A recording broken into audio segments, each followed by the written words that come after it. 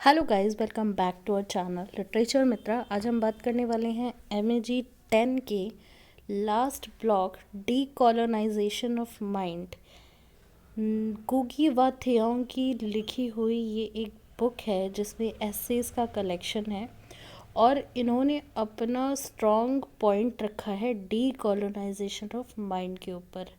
अब ये क्या है ये हम डिस्कस करते हैं।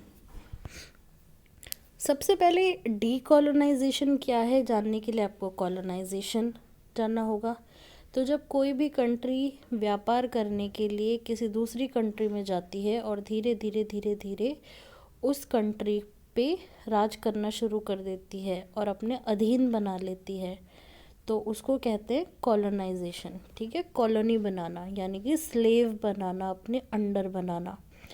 तो ब्रिटिश ने जिस तरह से इंडिया को कॉलोनी बनाया था, वो हमारा प्रोसेस जो है वो कॉलोनाइजेशन कहलाता है। ठीक है, पहली बात।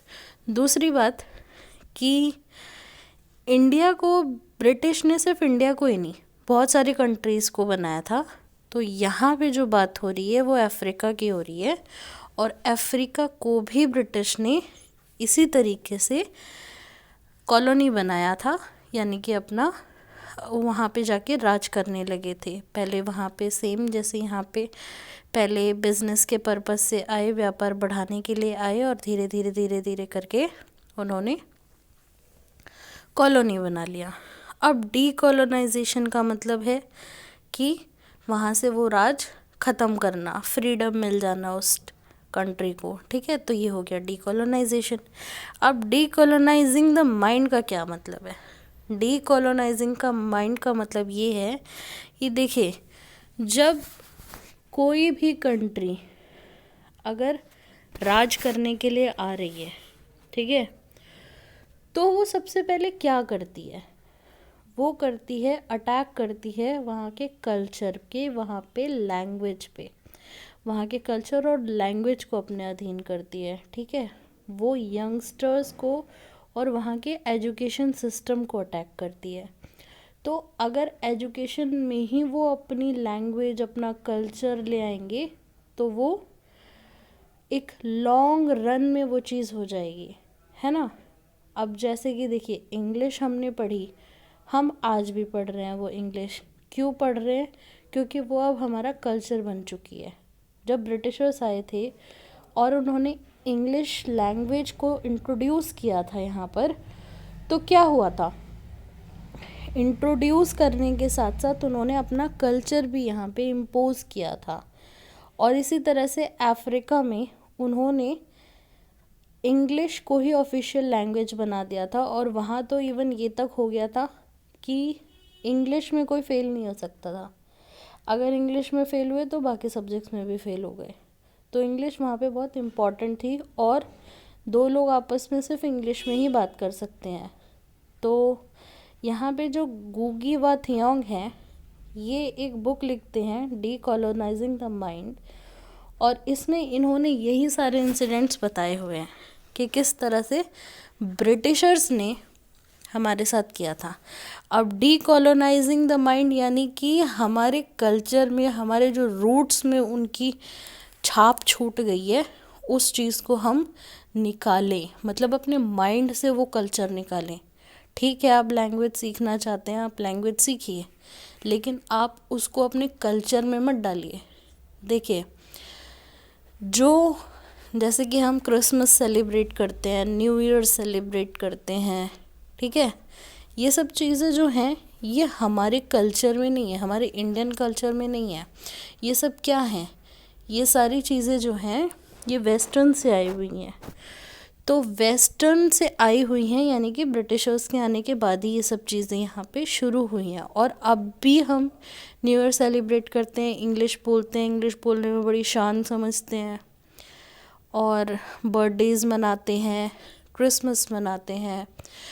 जबकि इंडिया में जो न्यू ईयर है वो अप्रैल से स्टार्ट होता है, बट हम फिर स्टिल 1 जनवरी को ही न्यू ईयर सेलिब्रेट करते हैं। तो ये क्या है? ये हमारा माइंड जो है वो वहाँ के कल्चर के अकॉर्डिंग इवॉल्व हो गया है, अडाप्ट कर चुका है वहाँ के कल्चर को।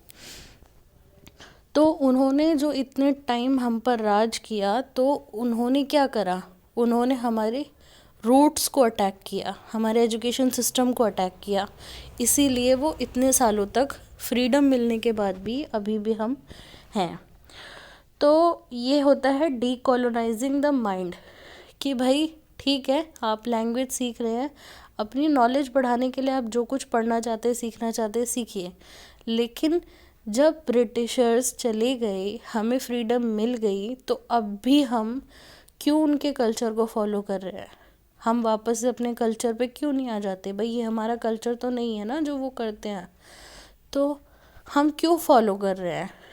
और इसी तरह से ये लैंग्वेज पे ज़्यादा फोकस करते हैं और कहते हैं कि हम अपने नेटिव लैंग्वेज में क्यों नहीं लिख रहे हैं। इनकी जो लैंग्वेज थी वो जिक्यू थी, जिक्यू, ठीक है। और इन्होंने कहा कि हम अपनी नेटिव लैंग्वेज में ही लिखें, ये केनियन लैंग्वेज है, तो ये कहते हैं कि हम अपनी नेटिव लैंग्वेज में ही हमें लिखना चाहिए, हमें डीकोलोनाइज करना चाहिए अपने माइंड को। यानी कि अगर हम आज भी इंग्लिश में लिख रहे हैं, तो हम तो अभी भी माइंड से कॉलोनी बने हुए हैं ना उनकी, हम तो अभी भी अधीन हैं उनके, वो अभी भी हम पे राज कर रहे हैं। बट हमको ऐसा नहीं होने देना है। वो बताते हैं कि उनके स्कूल टाइम में 2 लोगों को आपस में इंग्लिश में बात भी नहीं कर, इंग्लिश में ही बात करना अलाउड था। अगर वो अपनी लैंग्वेज में बात करते थे तो उनको सीवियर पनिशमेंट दी जाती थी। इसके साथ ही वो और चीज़ें याद करते हैं, कहते हैं कि जब वो कॉलोनी नहीं थे, यानी कि वो फ्री थे ब्रिटिशर्स के आने से पहले, तो उनके जो ग्रैंडफादर्स वगैरह हैं वो उनको अपनी नेटिव लैंग्वेज में मॉरल स्टोरीज सुनाया करते थे, ठीक है। गुड्स और इविल्स के बीच का डिफरेंस समझाया करते थे, और उनके जो हीरोज़ होते थे वो भी मॉरली करेक्ट होते थे, तो वो मॉरल सिखाते थे और बच्चों में मॉरल्स लाते हैं। बट जो दूसरा कल्चर होता है वो हमारे अंदर ये सब चीज़ें नहीं ला पाता। तो ये चीज़ें वो याद करते हैं और बताते हैं कि हमको अपनी ही नेटिव लैंग्वेज में लिखना शुरू कर देना चाहिए। हम अभी भी उनकी कॉलोनी ना बने माइंड से, और एक फ्री कंट्री होने के लिए, एक फ्री माइंड होने के लिए हम अपनी लैंग्वेज में लिखें, और उसको बाद में चाहे बेशक आप कितनी भी लैंग्वेज में ट्रांसलेट करा दें, अपनी नॉलेज को कितना भी ज़्यादा आप बढ़ा दें, लेकिन हम जो बेसिक है वो अपनी ही लैंग्वेज में लिखें, ठीक है। तो वो अपने और भी राइटर से, पोइट से बोलते हैं कि आप भी अफ्रीकन, केनियन, जो भी वहाँ की रीजनल लैंग्वेज है, उनकी जो नेटिव लैंग्वेज है उसी में लिखें और उसी को ग्लोरीफाई करें, ना कि इंग्लिश को बढ़ावा दें, ठीक है। तो यही सारी बातें हैं जो वो लिखते हैं और बताते हैं, और यही समरी है इस पूरी बुक की, कि बहुत सारे उन्होंने एग्जाम्पल दे के बताया है कि आपको अपना माइंड किस तरह से डीकोलोनाइज करना है।